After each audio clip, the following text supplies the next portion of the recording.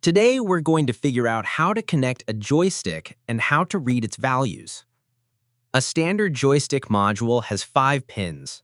The labels are usually printed right on the board. GND is for ground, 5V is for power, VRX is the signal pin for the X-axis, VRY is the signal pin for the Y-axis, SW is the signal pin for the button. First, let's mount the joystick on our breadboard. Now, let's connect the pins. Connect GND to the ground rail.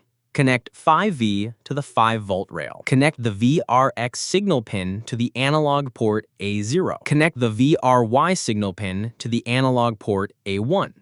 Finally, connect the SW button pin to digital port 2. Now plug in your USB cable and let's upload the code and see how it works. When you move the joystick up and down, the X-axis value will change. The range for both X and Y is from 0 to 1023. Moving the joystick horizontally will change the Y-axis value. Pushing down on the joystick changes the button's value from 1 to 0.